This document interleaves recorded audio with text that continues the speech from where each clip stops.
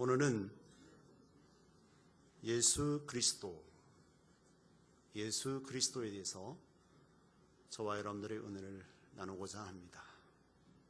이 신구약 이 하나님 말씀 중에서 이 말씀 전체가 예수 그리스도의 핵심을 이루고 말씀을 하고 계십니다. 구약 성경은 앞으로 오실 예수 그리스도에서 말씀하고 계시고, 신약 성경은 오신 예수 그리스도에서 말씀을 하고 계십니다.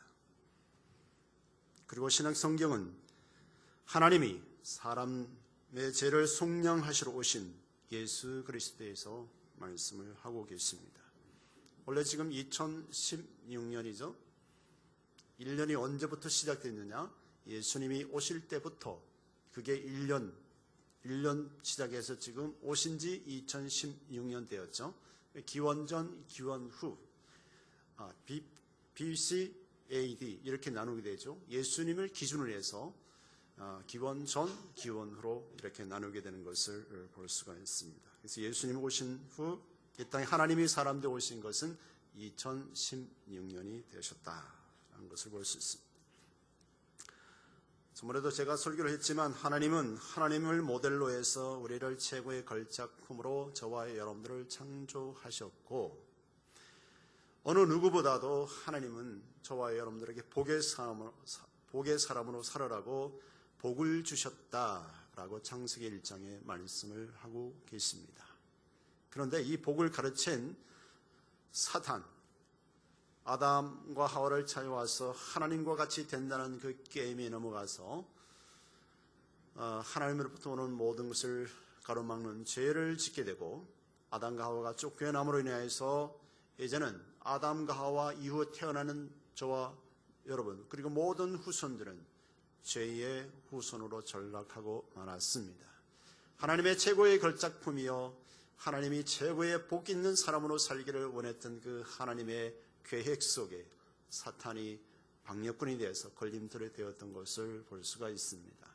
하나님은 그 계획을 이루시기 위하여 하나님 자신이 사람 되어 오셔서 십자가에 죽으셔야만 우리가 스스로 죄에서 건짐을 나올 수 없는 그런 상황에서 주님은 우리를 구원하시려고 오신 분이 예수 그리스도라는 말씀을 하고 계십니다.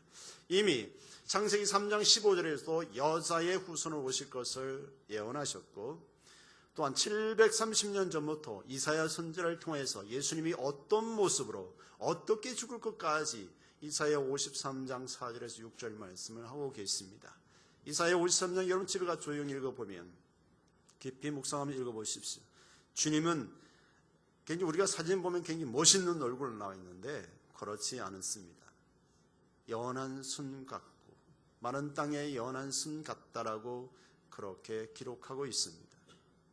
외적으로 봤을 때 별 볼품 없는 모습으로 오신 그 예수 그리스도가 온 인류의 죄를 대속하는 대속주로 이 땅에 오셨다는 사실입니다.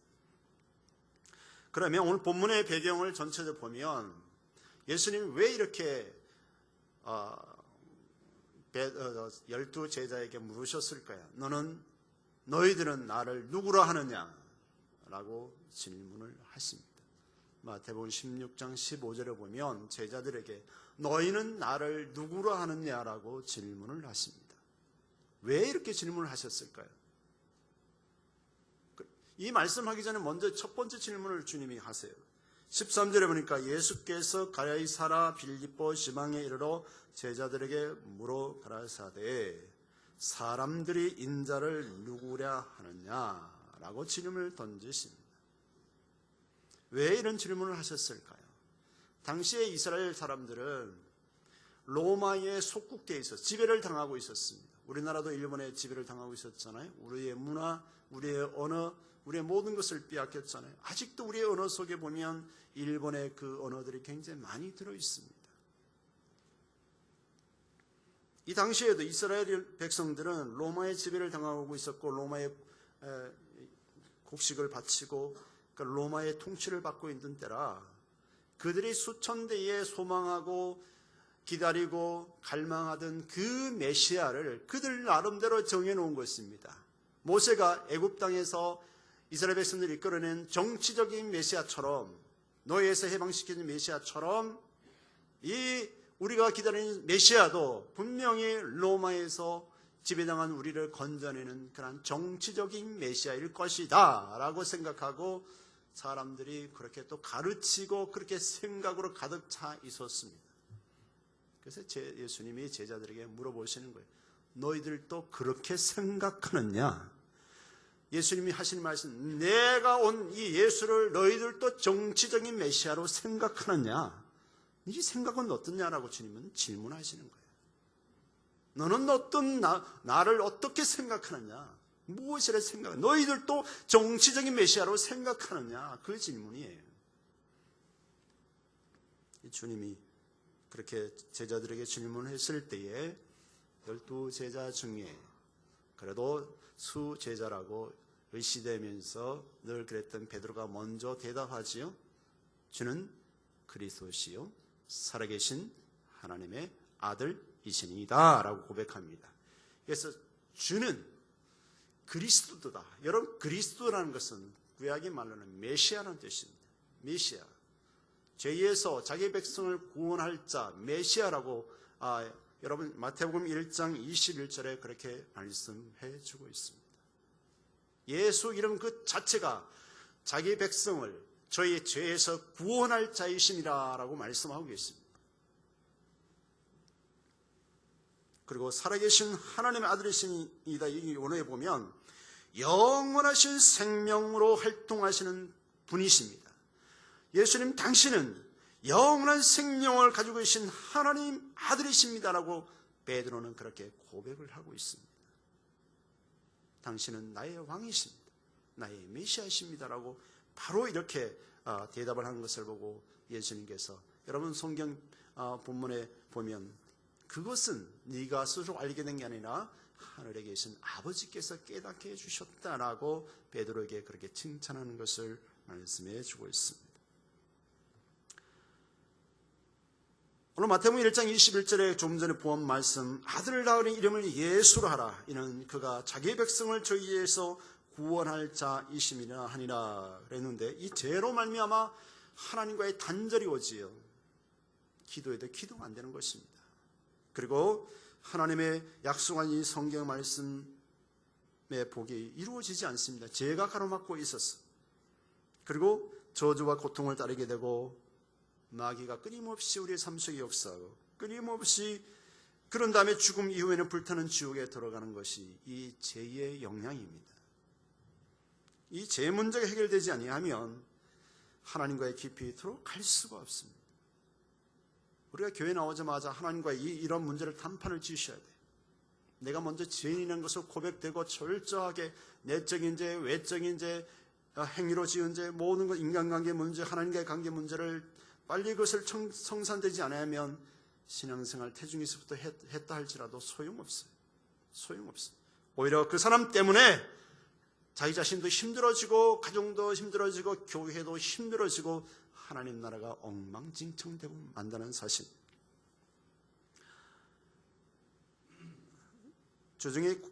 지난주 중에 고남수 권사님하고 어떤 대화를 하면서 고남수 권사님 참 귀한 사역을 하고 계시잖아요. 상담 사역을 하고 계십니다. 26세라는 남자 청년을 치료한 그 사례를 말씀해 주셨습니다. 이 아이는 이 26살 건장하고 멋있는 이 젊은 청년은 6살 이후로 밤에 잠을 못 잤다는 것입니다. 여러분, 잠을 못 자면 신체 구조가 엉망진창되고 병이 나게 되어 있습니다. 여러분, 열흘만 못 자보세요. 죽습니다. 죽어. 그런데 이 젊은 멋있고 외적으로 멋있는 이 형제는 26살까지 6살부터 20년간 잠을 못 잤대요. 그 원인은 뭐냐면 6살 때 아버지가 어머니를 폭력하는 것을 엿보았다는 것입니다. 아버지에 대한 분노, 미움, 두려움, 이것 때문에 그때부터 이 6살 아이는 26살 때까지 잠을 못 자고 병들어져 있었습니다. 마음은 피폐해져 가고, 엄마가 나중에 목사가 되면서 아들아, 아버지를 용서해라. 용서가 안 되는 것입니다. 그 아이가 교회를 안 다녔겠어요? 목사님 아들이? 안 되는 겁니다. 용서가 안 되는 거예요. 그래서 권사님이 상담을 하면서 입술로 아버지를 용서한다는 그런 치유 프로그램에서 이 아들이 아버지를 용서를 하게 됩니다. 용서하는 그날 저녁부터 깊은 수면에 빠지고 잠을 잘 잤다는 그런 사례를 간증을 들었습니다. 이 죄의 문제, 어떤 면에서 우리가 나의 개인의 문제 같지만 이 내적으로 그런 하나님과의 관계, 부모님 관계, 이웃과의 관계가 정립되지 회복되지 않는다면 세계적인 목사가 여기 와서 설교한들지라도 주님이 이 시간에 와서 설교를 한들지라도 내 안에서 내가 스스로 고백하고 용서를 하고 빌지 않는다면 은혜가 절대로 있을 수가 없습니다. 예를 들어서 예수님의 12제자 중에 한 명 가룟 유다는 끝까지 주님을 배반하고 팔아먹었잖아요. 죽은 자를 살리는 것을 가룟 유다가 안 봤습니까? 38년 된 병자를 안 봤습니까? 눈먼 소경을 고치는 걸 현장에서 안 봤습니까? 다 봤잖아요. 그러나 자기 안에 죄의 문제를 고백하지 않고 있으니까 결국은 끝까지 주님을 팔아먹는 죄의 도구로 전락하고 말았던 것을 볼 수가 있습니다.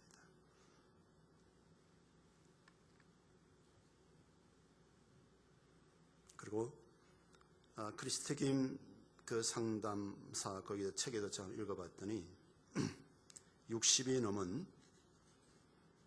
얼마 전 일입니다. 60이 넘은 어떤 권사님이 자기 친정 어머니 80이 넘은 90이 다 돼가는 노모와의 일평생 사이가 안 좋습니다. 그래서 참으로 교회 일은 열심히 하지만 친정 어머니와의 사이가 불편하니까 늘 괴로워했습니다. 또 두 번째로 이 권사님에게는 고민이 뭐냐면 참으로 심각하게 고민이 뭐냐면 백화점에 가면 갈 때마다 옷을 사지 않으면 안 되는 심각한 옷에 대한 집착, 사치스러운 게 있었어요. 하나님이 엄청난 복을 부어주셔서 이제 하나님의 나라를 위해서 좀 헌금도 하고 싶고 선교도 하고 싶고 건축학도 하고 싶고 뭐 가난한 사람도 도와주고 싶지만 옷에 대한 유혹에 집착에 벗어나지 못해서 일평생 옷에 사는데 돈을 엄청나게 투자했습니다.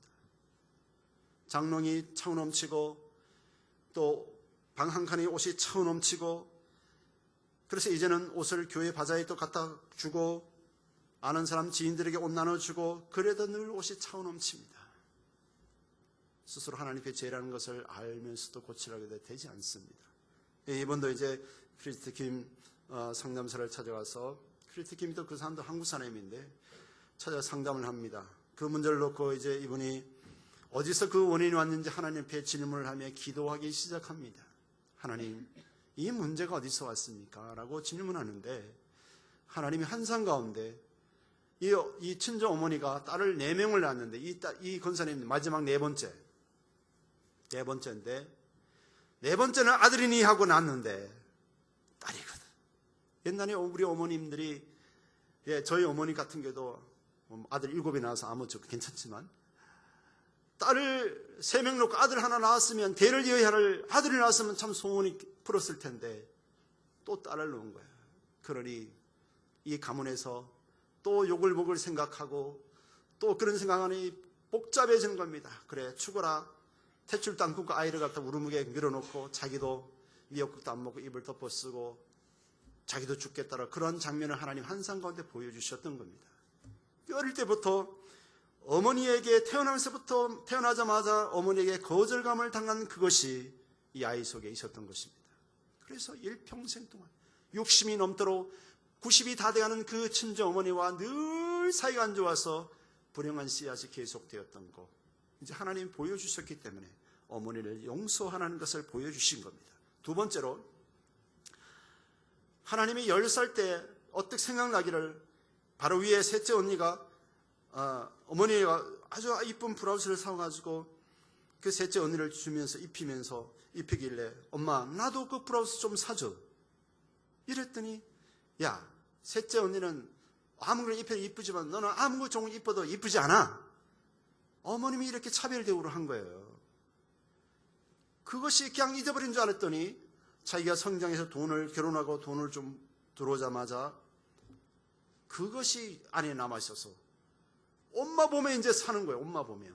백화점 가서 그냥 나와야지 하는데 뭐라도 한 가지를 사야지 생이 풀리지, 안 그러면 백화점 못 나오는 거예요. 그래서 엄청난 많은 돈으로 하나님 앞에 헌금도 제대로 못하고 그러다가 이제는 어머니를 만나서 용서를 구합니다. 어머님, 제가 이랬었습니다. 어머니를 용서합니다. 진심으로 어머님께 용서를 구하고 용서한다고 기도하고 또 하나님께도 기도했습니다. 하나님, 이제 어머님을 제가 용서합니다. 우리 어머님을 축복합니다. 그리고 이제 옷의 사치에서 벗어나게 하옵소서라고 기도하고 그 다음날 이제 백화점을 시험적으로 가봤습니다. 가봤더니 이제는 해방되었습니다. 해방되고 아무리 이쁜 옷을 봐도 사고 싶은 충동이 없어졌습니다.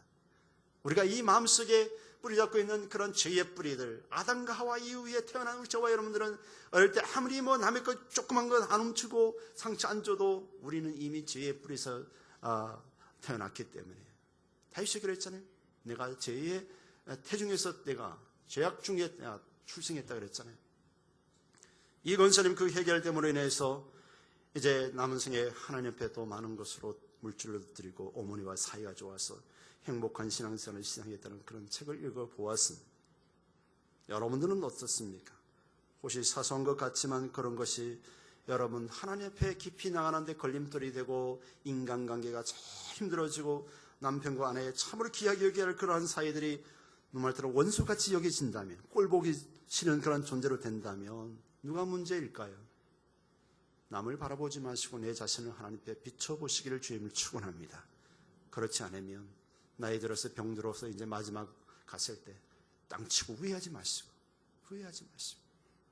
제가 대전에서 발을 마사지를 하면서 전도를 해서 이렇게 하다 보면 내가 여쭤보지도 않았는데 어르신들이 그냥 자기들의 한을 다 풀어놓으세요. 풀어놓고 그냥 쩔쩔 우시면서 그런 내적인 치유가 되는 것을 보았습니다. 우리는 하나님 말씀을 듣고 깨달았으면 오늘 이 시간부터 우리의 가감이 잘못된 삶을 청산하고 하나님 앞에 바로 설 때에 후회 없는 삶, 행복한 삶이 출발되고 하나님의 역사를 이루어질 줄 믿습니다. 요한복음 3장 36절 여러분 보여주시죠. 요한복음 3장 36절에 보면 하나님은 우리들에게 엄청난 선물을 준비해 주셨습니다. 한번 같이 읽어보시죠. 아들을 믿는 자는 영생이 있고 아들을 순종치 않는 자는 영생을 보지 못하고 도리어 하나님의 진노가 그 위에 머물러 있느니라. 요한복음 3장 16절을 보십시다. 하나님이 세상을 처럼 사랑하사 독생자를 주셨으니 이는 저를 믿는 자마다 멸망치 않고 영생을 얻게 하려 하심이니라. 하나님은 저와 여러분들에게 이 영생이라는 선물을 준비해서 우리에게 주시고자 한다는 사실입니다. 영생. 쉽게 예를 한번 들어보겠습니다. 우리나라의 재벌 총수가 재벌 그룹 회장님이 오늘 이 자리에 오셨어. 제가 돈을 많이 벌었는데 우리 교회 어렵고 힘든 분들에게 오늘 1억씩, 오늘 당장 1억씩 그냥 1억짜리 수표를 한 장씩 드리려고 합니다.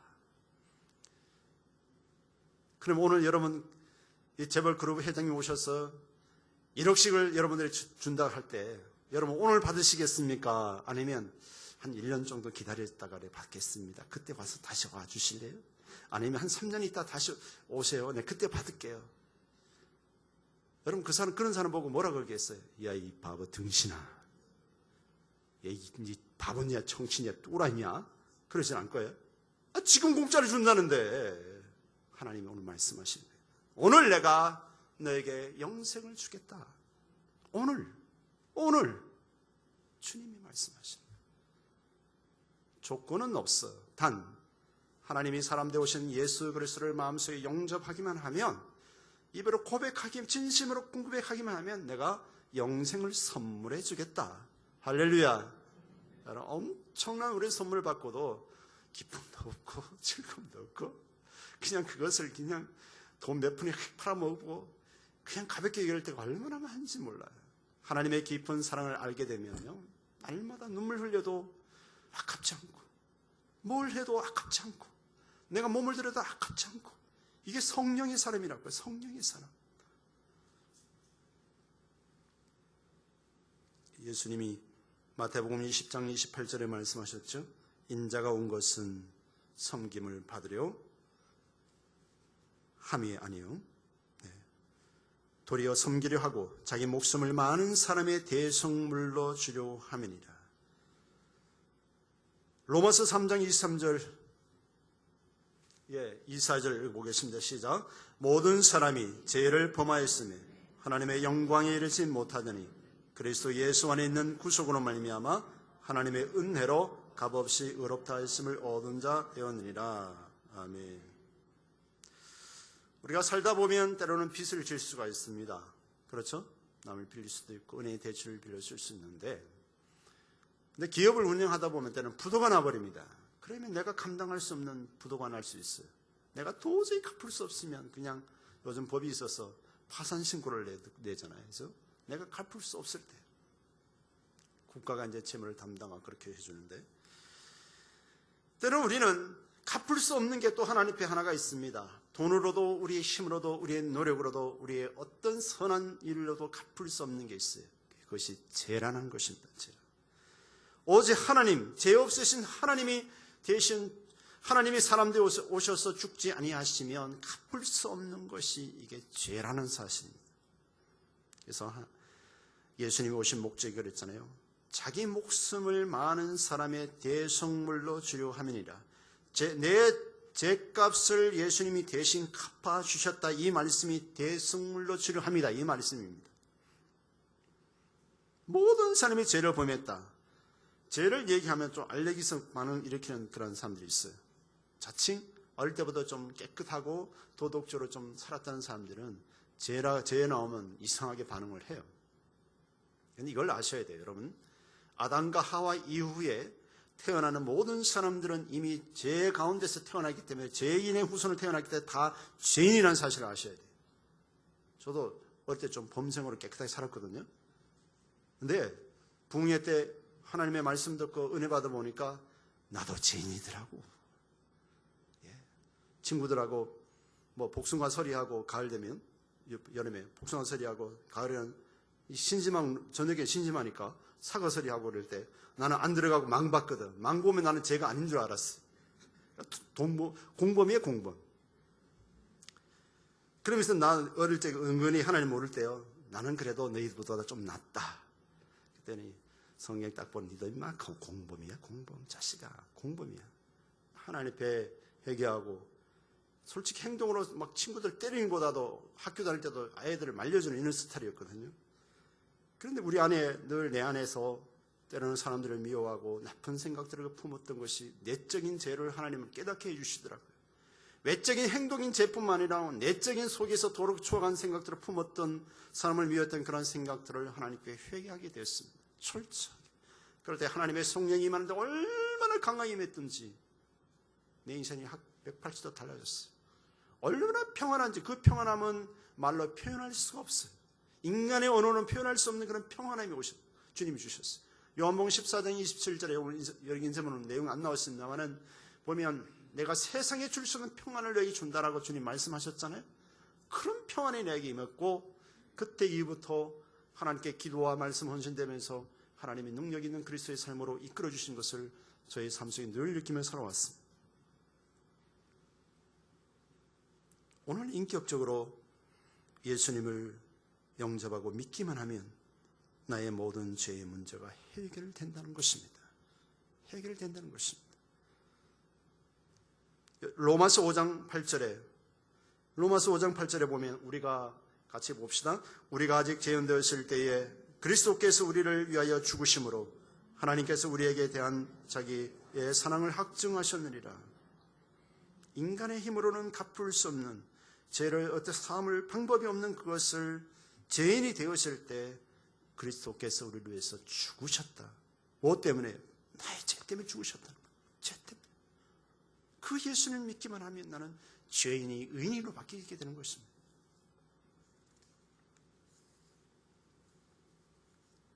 그리고 예수님께서 죽으신 십자가에 죽으신 다음에 3일 만에 부활하셨다라고 고린도전서 15장 3절 4절 말씀하셨거든요.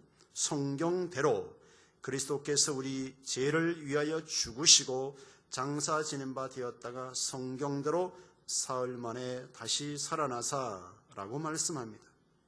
우리의 죄가 청산되고 그 부활하신 예수님에 대해서 말씀하시는데, 우리가 인격적으로 예수 그리스도를 만나고 이 부활하신 주님을 믿게 되면 과거에 늘 죄짓고 적당하고 세상처럼 살았던 그것이 완전 죄에서 청산되고 부활의 신앙을 가지게 되는데, 이 부활의 신앙이 뭐냐면 생명력 있는 그리스도의 삶으로 살아간다는 사실입니다. 이 부활의 신앙, 요즘 춘천 한마음교회 여러분 유튜브에 들어가 보면 부활하신 그 주님을 만나고 변화되었던 사건들이 굉장히 많습니다. 동성애에 빠졌던 사람들이 부활의 주님을 믿고 회개하고 변화되고, 굿에 집착했던 사람들이 그 굿하는 데서 벗어나고 엄청난 일들이 막 벌어집니다. 이 부활의 신앙, 다시 말해서 부활의 신앙이라는 것은 내 죄에서 완전히 나는 죽고 나는 내 안에서 오직 예수 그리스도 생명으로 사는 것이 이게 부활의 신앙이거든요. 부활의 신앙. 여러분은 어떻습니까? 신앙을 점검 한번 해보시죠.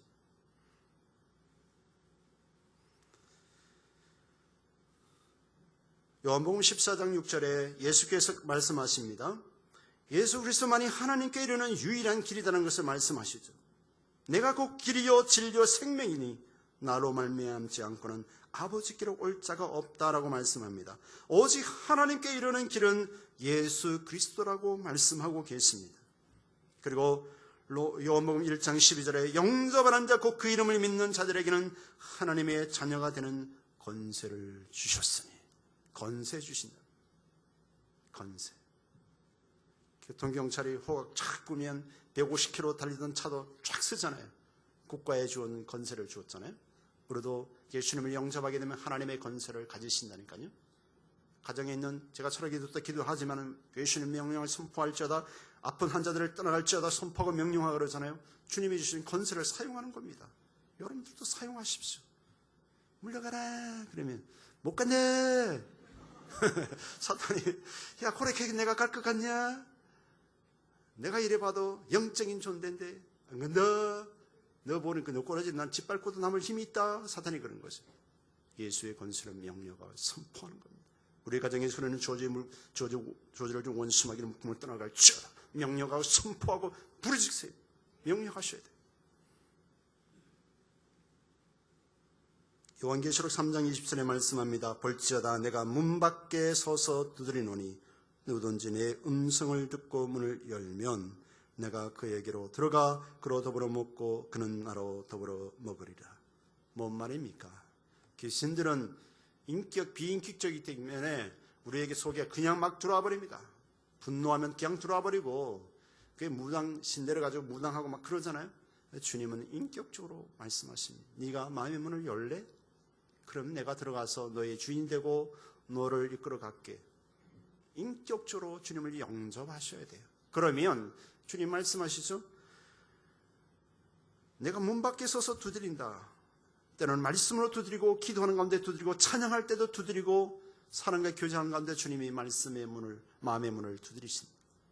문을 열리면, 내 마음의 문을 열리면 내가 그에게로 들어가 그로 더불어 먹고, 뭔 말입니까? 내가 나의 은혜를 너에게 주고 너를 통해 내가 영광을 받고 그에게 들어가 먹고 그는 나로 더불어 먹으리라.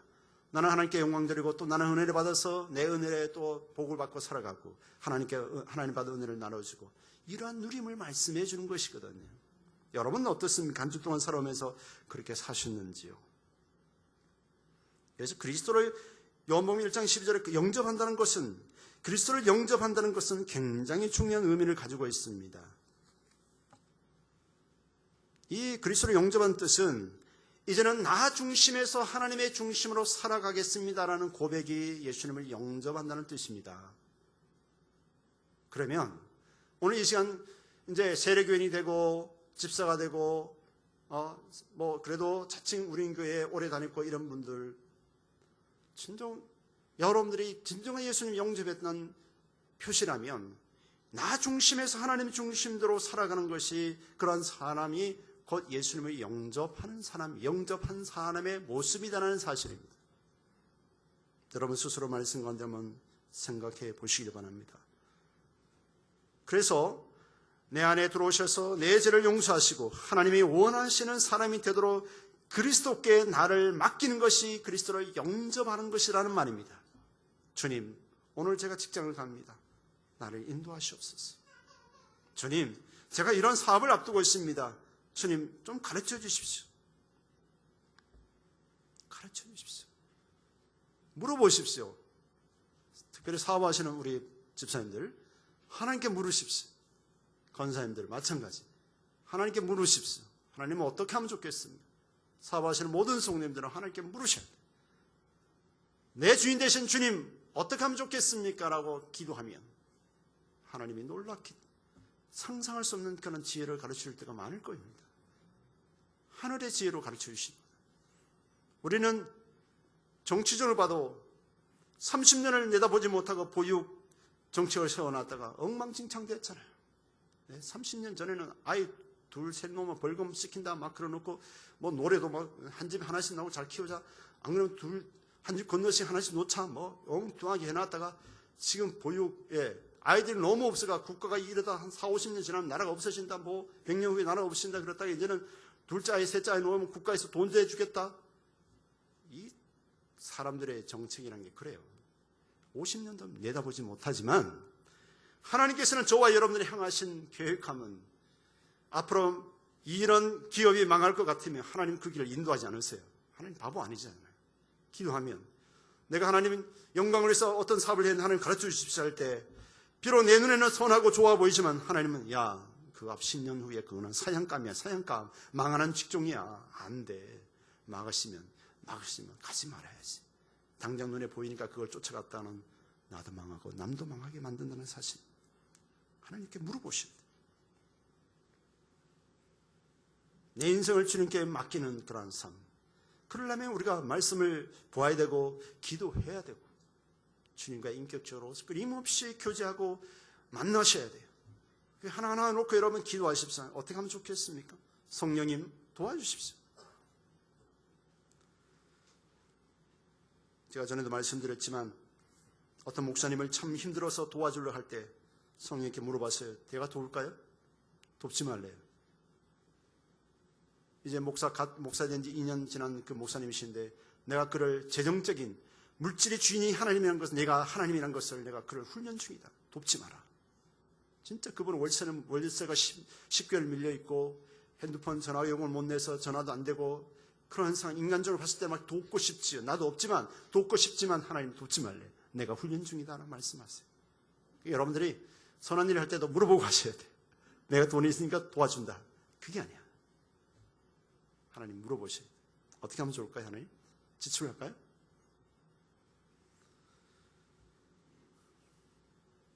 구원은 말이죠. 하나님의 선물이라고 말씀하시잖아요. 에베소서 2장 8절 9절에 보면 한번 같이 보죠. 너희가 그 은혜를 인하여 믿음으로 말미암아 구원을 얻었나니 이것이 너희에게서 난 것이 아니요 하나님의 선물이라.